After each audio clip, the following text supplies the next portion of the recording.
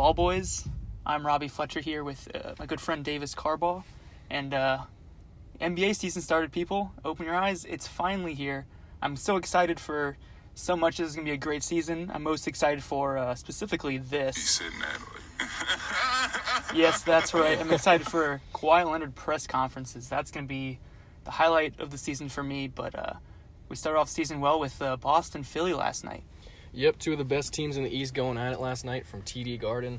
105-87, Boston came away with the win. Looked pretty solid. It was close throughout much of the game. Boston pulled away. Boston really looked strong out there. What'd you see from them last night, Rob? Well, I saw what I expected from this Boston team. A healthy Celtics team is, in my opinion, the favorite of the East, and definitely the Atlantic. I love the depth of this team. I love the arrival of the young talent. I love Rozier. I love Brown. I especially love Jason Tatum. I think that guy is a star in the making, and I think he is honestly the key to this team's success. He showed out last night.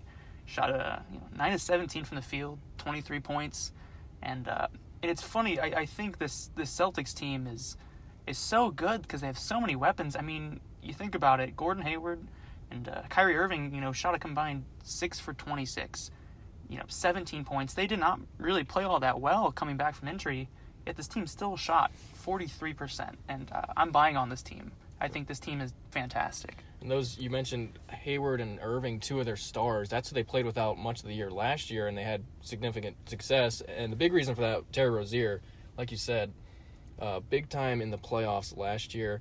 A lot of questions this offseason is, are they going to trade him? Is he going to be okay coming back to the six-man role? He averaged 16 points a game in the playoffs, which was phenomenal for a pretty unproven guy. But last night, coming off the bench, 11 points, 8 rebounds.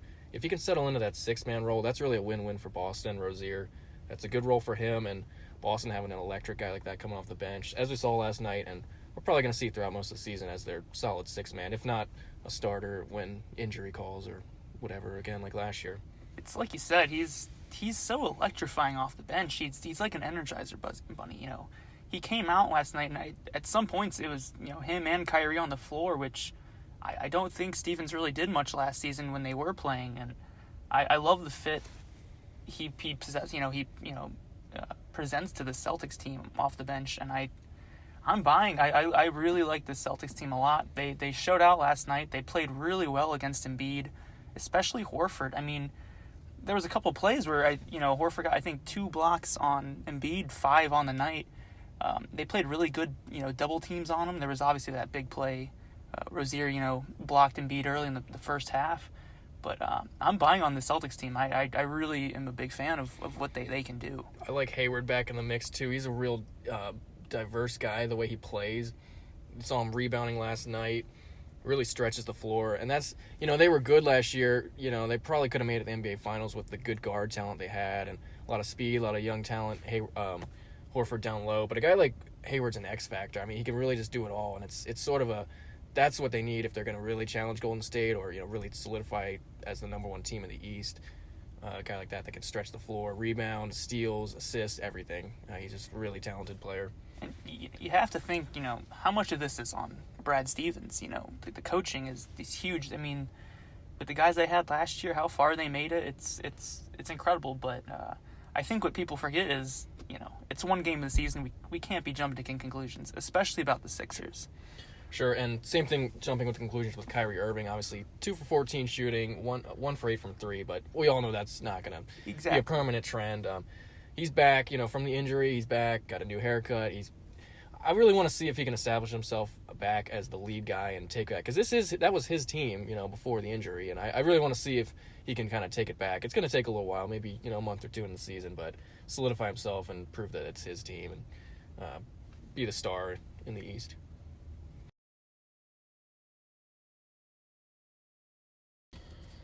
Yeah, so Kyrie looked really good last night. It's good to see him back on the court after such a bad injury, a real lingering thing. But again, it was one game. Boston looked really good, but the Sixers aren't a team to sleep on. That's a long season, 81 games to go. They're gonna be right up there with Boston later in the year.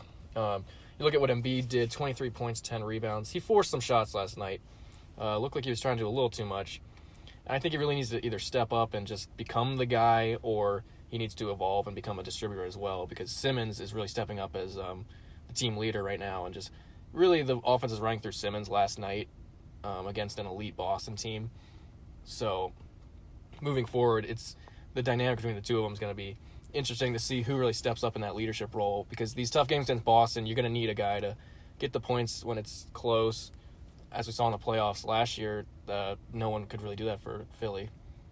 Yeah, and it's like what you said, Simmons and Embiid, of course they played great games last night. They accounted for 48% of the team's total, scoring.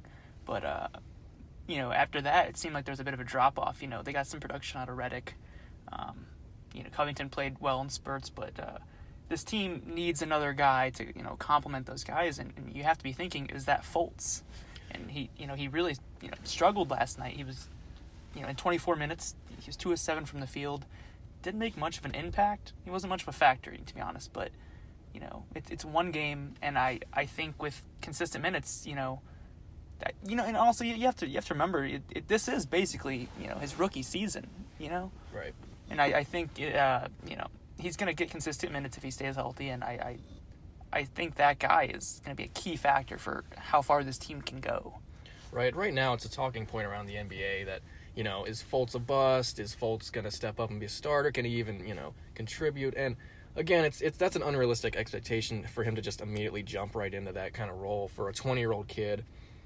That role's still a bit out of reach, maybe even by the end of this season, just to instantly be a star on this Sixers team. But like you said, looking down the road, he has the talent to do it. And again, he's 20, was the number 1 overall pick. Those expectations are always going to be there. That's always going to be tough for him. So we'll see what he does. 5 points last night. I'm not discouraged by it, but you do want to see him step up eventually. I just don't get the bust label this early. It's right. when you say the word bust, who comes to mind? Kwame Brown. Right. People throw it out so quick these days. It's unrealistic. It's a lot like the NFL in a way. Right. It's a quarterback, one bad season, to the wayside. And I don't get it. I don't see it. Fultz is 20 years old. I'm 21 years old. I mean, the kid's already done more than I have, and I just I think that he's getting a bad rap. So far, I think, and that comes with the shooting motion thing that happened last year and the mysterious injury and, all those factors, that come with being a top pick. You have a certain spotlight on you. And, right. And he started last night, opening season. Not a big fan of that coming in when they announced it a couple weeks ago. I still think Redick deserves that starting spot. And I mean, you look what Redick did off the bench. He actually played more than Fultz last night. He got 30 minutes and 16 points off the bench. Obviously, he was forcing a shot, but, when they were down 15, you let your shooter shoot. And, I mean, they clearly were relying on him to put up, threes and bucket, long-range shots. And it wasn't looking at Fultz. Redick was clearly the shooter. And that's what they want from Fultz eventually. It's pretty unrealistic to just throw him in opening day. And what you said, basically his rookie year, and expect that. They do need a third guy, clearly, as we saw last night. It can't be all Embiid and Simmons.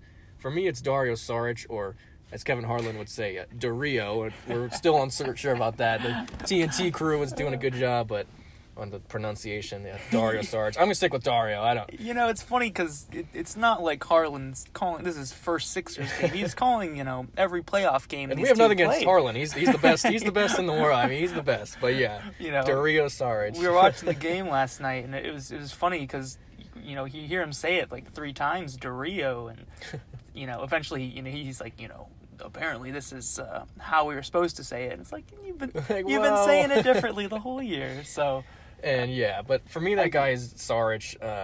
Interesting talking about Hayward being able to do it all. Dario can do it on a different level. He can really do it all. I mean, that's a guy that hit threes, runs the court. He's a big man. He can rebound.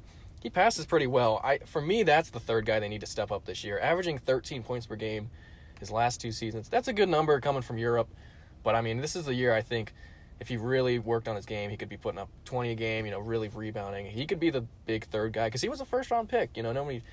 Not as much attention goes to Saric, but that's a guy I think, everyone's going to focus on Fultz, but having a guy like that can stretch the floor. Boston's going to see it with Hayward, and, I mean, Philly could really benefit from having a guy like that have a breakout year or just improve a little bit from the last 2 years. He's been doing great, but, again, 13 points per game. You need a little more than that if they're going to be elite. And it's so important to get that kind of guy because, I mean, we're in a LeBron-less East now. This is This is territory we have not. This is uncharted territory, and these are arguably the 2 best teams in the East and definitely in the Atlantic. These two teams are going to probably coast through, unless you're talking about like Toronto as a dark horse. But I mean, these two teams right now, as we talk, are probably going to be the top two seeds in the East.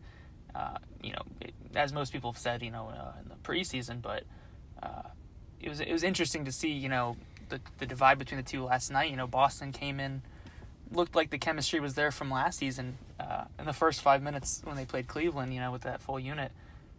Whereas, Philly definitely did struggle, but we forget these teams play 3 more times this year. I really think that's a trend with both these teams they look pretty much right where they were last year. Yeah. It's 2 teams rolling in with, they get their players back, but those are guys that have been in the system. It's not like they added anyone big, really. It's guys that have been in the system, and they're rolling right where they were. So, yeah, talk about Toronto trying to just, teams making big transitions, getting Kawhi in there.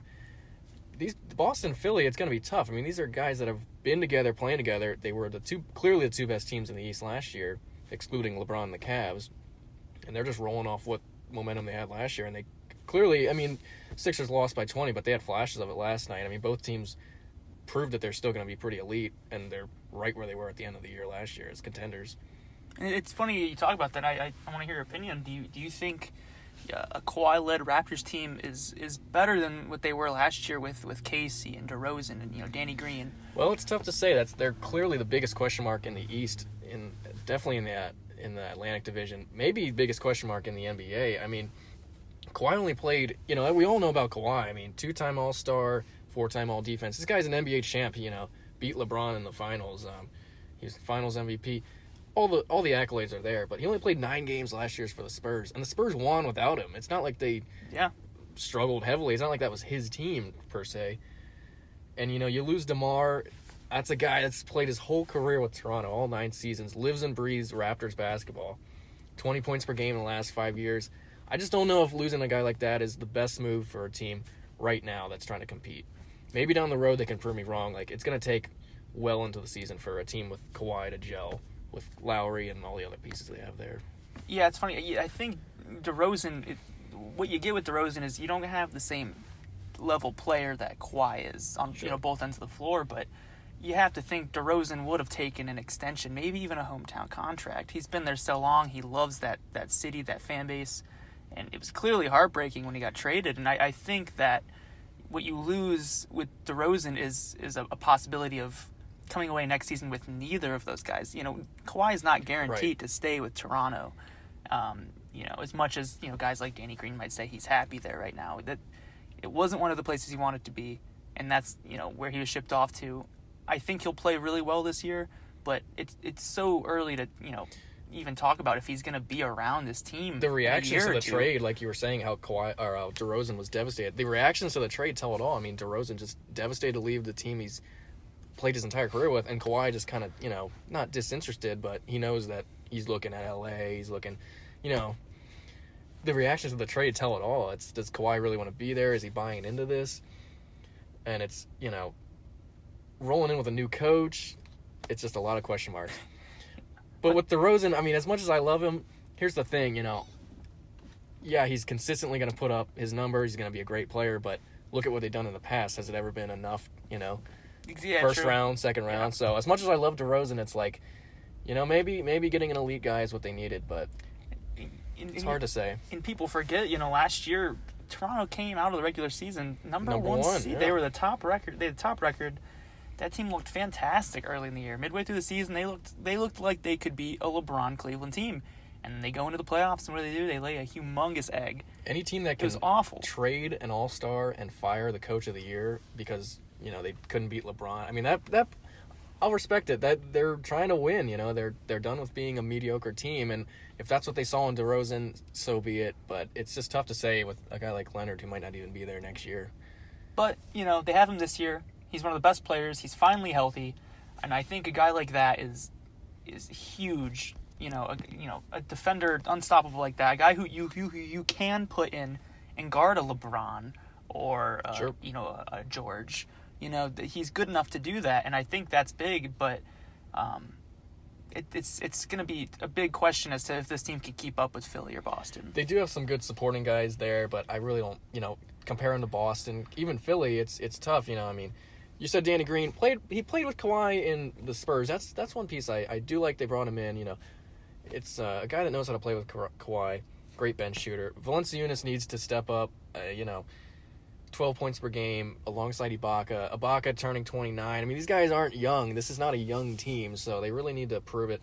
Bringing in Greg Monroe. I mean, they've got depth. They've got good players. I just don't know if they're elite enough to really push Boston and Philly. And, of course, the teams in the West, looking big picture. It's tough to say. And also, Kyle Lowry turns 33 this year. He's going to be the number 2 option, much like he was with DeRozan. And you kind of saw the drop-off last year. He had his lowest points per game total since his first year in Toronto, which was 2012. He only averaged 16 points per game.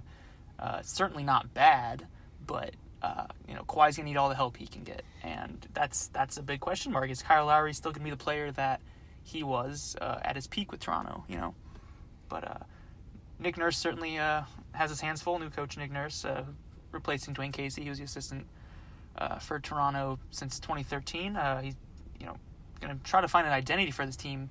Speaking of identities, New York Knicks, do they have one this year? That's a tough one. Is this team tanking? Is this team putting their young guys out there? Porzingis, I mean, talk about lack of identity. What are we doing with Porzingis? Not extending his rookie deal. Porzingis gets pissed. What's happening? Now there's reports saying Porzingis is buying into this long-term plan. They're saving $10 million by not re-signing him now. Essentially what they're going to try to do is re-sign him later. Maybe try to get a big-name guy in there, Butler, Jimmy Butler, any big free agent, Paul George, whatever it's going to be. But I just don't know about Porzingis buying into that. This might be a rough year for New York basketball. And the thing is, it's such a young team, but if you really think about it, this is not the worst situation the Knicks have been in recent memory. Absolutely not. They're finally free of the Melo. Yeah, I'd take this team over Jackson, Carmelo. The Carmelo teams any day. Compared to that, this team really is just a normal bad. Not like a funny bad, but like a normal bad. But again, it's a young team, and how good they're going to be without Porzingis is we're right. gonna have to find that out. But they got some pieces in place. They have pieces. Canner, Moutier, Hardaway's there until 2021 on that contract. It's like he's got to play at some point. A classic Knicks contract, of course. It's like they've got pieces, and I like this kid Kevin Knox, 19 years old. He's a Kentucky guy. There's always question marks with the Kentucky guys, but I mean he's been heating it up in the summer league. Struggled in the preseason, but you like this guy. What do you see out of him? I love Kevin Knox. I think Kevin Knox is the best rookie in the Atlantic, hands down. You look at his summer league. I mean, look at these summer league stats. 4 games, he averaged 21 points per game, 6.5 rebounds, shot over 42% from the field. I mean, he was fantastic. And the thing you get with these Kentucky kids is, they're all 18, 19 coming into the NBA, and right. that's such a hard. It's so is hard. NBA ready? It's so hard to judge an 18-year-old kid coming into the NBA, but I like what Kevin Knox brings. He's still developing. He's going to be playing a lot this year. If you think about it, well, that's the thing. I 21 points per game in the summer league, and he was their only player essentially. Can you name another guy playing in the summer league? I wish I could. And that's the thing. It's like, as we've seen with teams that are maybe not tanking, but maybe waiting to sign a big guy, or Porzingis injured. With that team, I mean, he might be like the only real player. I think he could be a dark horse statistically for Rookie of the Year. I mean, certainly going to be one of the best rookies in this division and maybe in the East. I mean, because of the numbers he's going to put up with no supporting cast. I mean, we're gonna see this kid forcing shots and like putting up a lot of shots as a 19-year-old rookie. It's going to be interesting to watch, but it's going to be a mess. I'd be really surprised if he's not a starter, or at least getting starting minutes by Christmas. I mean, they've already said he's going to be a backup to start the season behind Frank Ntilikina. Thank God I said that right. Who's in his second year. We still don't know really know what he's going to bring to the table. It didn't really do all that much his rookie year, but again, he's a young guy that could potentially turn this team around. But I think Kevin Knox is the X factor for this team until Porzingis comes back. Whenever Porzingis comes back, I love the Knox pick, and injuries. You really don't want to. You're throwing your young guy out there on a basically wasted season. Got to be careful. This is clearly not the season for the Knicks. But if they can keep their cards right, keep the young talent happy, specifically Porzingis, the success of the Knicks in this season isn't the win and loss column. It's if they can keep Porzingis happy, get everybody buying in, get their young talent time. Next offseason is their real season. I mean, it's going to be interesting for them. Yeah, this definitely isn't. I don't think anybody's going to kid around and say this is the Knicks' year. Yeah. But they certainly have pieces that could develop, and I think the same can be said about Brooklyn. Yeah, staying in the same state. It's a team. What are we looking at with Brooklyn? Is D'Angelo Russell really capable of leading a team? I mean, fourth year guy is at the time he steps up. I mean, D'Angelo Russell. It's funny how far we've come with that guy. I mean, he was fantastic in college. He was incredible. Comes into the NBA with LA. His rookie year, his second year, marred by that weird controversy, the weird Nick Young controversy, has really kind of gotten in the way of how he's been on the court. But he's been pretty good as an NBA player. I'm looking at his. He's putting up like 15 a game. Yeah, I'm looking at his career stats right now. Assists. Shoots 34% from the three. He's got to work on that, but he averages 14.5 points per game, 4 assists. He's been a good NBA player, and that's fine in a real, in a perfect world, he's playing with some stars, but it's just he's not. He's going to have to carry this team. He's unfortunately the best player on that roster by a long shot, and he's going to have to step up and take control of this team. And I will say, credit where credit's due. I'll give it. They were 20-54 last season. Kenny Atkinson's third season as head coach. They didn't have a star. They were not expected to win 25 games. To be one of the worst teams in the league. They did better than they did a lot better than they should have. This team's got some fight, yeah. And he played a lot better than he, Jeremy Lin was injured, expected. Exactly early in the season, yeah. So I think this Nets team, I think Atkinson's an underrated coach, and I think he does well with what he has. I think he'll get something out of Russell this year. He'll get something out of Hollis Jefferson, and he'll get something out of Dinwiddie. I think this is a team that, again, a lot like the Knicks, we're not expecting this team to win 50 games and creep into the playoffs, or something like that. It is the East. It is the East. They're rebuilding, and they're looking forward to the off season. But I'm looking at Russell putting up 20 plus a game, and he's got to. He has to. It's going to be a good year for him statistically. It's going to be a long year for him, but certainly pulling for the kid because I like his similar style. Knox situation. It's going to be good all around point guard. No talent around him, but you got to think, do they have anybody that could step up out of nowhere? Who could? Well, be I like this third year guy, LeVert. He's expecting a lot of the Nets guys are expecting a breakout year. He's missed a lot of time with injury. He's actually GM Sean Marks' first ever first round pick. So it's sort of a make or break thing. I mean, if this guy turns out to be a bust, it's we're looking at Marks' time done as a GM maybe. But 12 points per game last year. Ceiling's really high. That could be somebody that Russell's going to have to pass somebody. I mean, he's going to have to look. They got Crabbe, but yeah, Caris LeVert could be a breakout guy. Maybe make some noise for the Nets. But again, it's going to be a rough year for them. Certainly something to look out for. He improved his minutes from 22 to 26 last year. He's healthy finally, and I could see that being a possibility for a team like this that's looking for anybody to step up. Yep, Nets are on the road opening their season, facing Blake Griffin and the Detroit Pistons tonight. Kawhi in Toronto is going to open up tonight, hosting Cleveland in the post-LeBron era. And Kevin Knox and the Knicks are going to host fellow rookie Trae Young and the Atlanta Hawks tonight. We'll be back on Thursday morning to discuss these games and much more of the NBA action. And thank you for joining me and Rob on Ball Boys. Yep, thank you. Have a good one.